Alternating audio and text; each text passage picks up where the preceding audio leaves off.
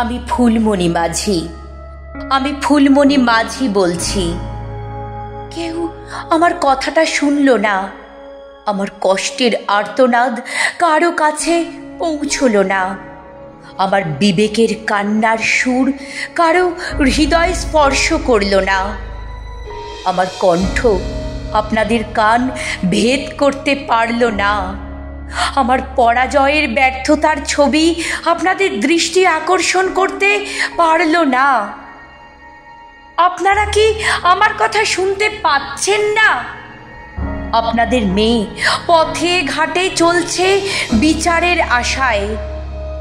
আপনারা কি সাহায্যের হাত বাড়িয়ে দেবেন না? আমি ফুলমণি মাঝি, আমি আপনাদেরই মেয়ে। আমি বিচার চাই, আমি বিচার চাই। কে এই ফুলমণি মাঝি? কতলপুর থানার বাংলায় এমএ পাশ করা মেয়েটি ফুলমণি।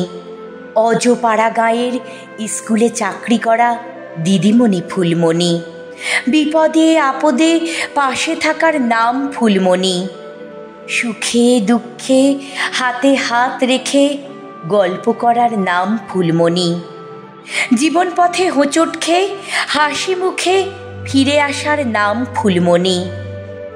অভাবের সংসারে পড়াশোনা করে বড় হওয়া মেয়েটা ফুলমণি। আদিবাসী মানুষের প্রতিবাদী নারী ফুলমণি। শিক্ষার আলো শিশুদের মুখে ফোটানোর নাম ফুলমণি। বাঁচার আশায় নয়, জীবন যুদ্ধে জয়ী হওয়ার নাম ফুলমণি। ঢাক ঢোল পিটিয়ে বিয়ে হয়েছিল মেয়েটির। যৌতুকে দুটো গাছ লাগিয়ে বড় করার কথা বলেছিল মেয়েটি। নিজের পছন্দে নয়, মা বাবার পছন্দে আনন্দে বিয়ের পিঁড়িতে বসেছিল। বেনারসি শাড়ি পরে সিঁথিতে সিঁদুর নিয়েছিল যে। সারাটা জীবন সুখে সংসার করার প্রতিজ্ঞা করেছিল সেই মেয়েটি।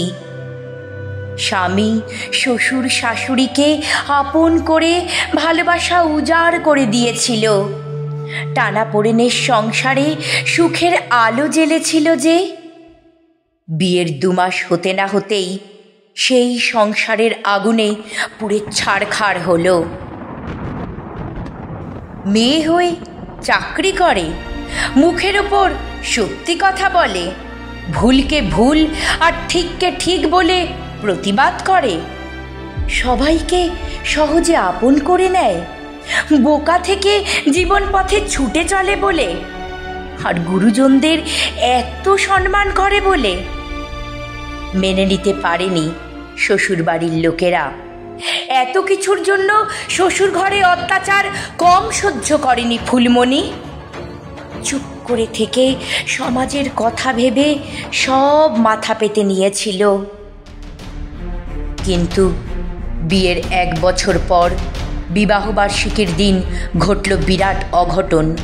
শ্বশুরবাড়ির চক্রান্তের শিকারে নববধূর সাজে সজ্জিত মেয়েটির বিয়ের বেনারসি শাড়িটা কেমন আগুনের শিখায় জল জল করছিল।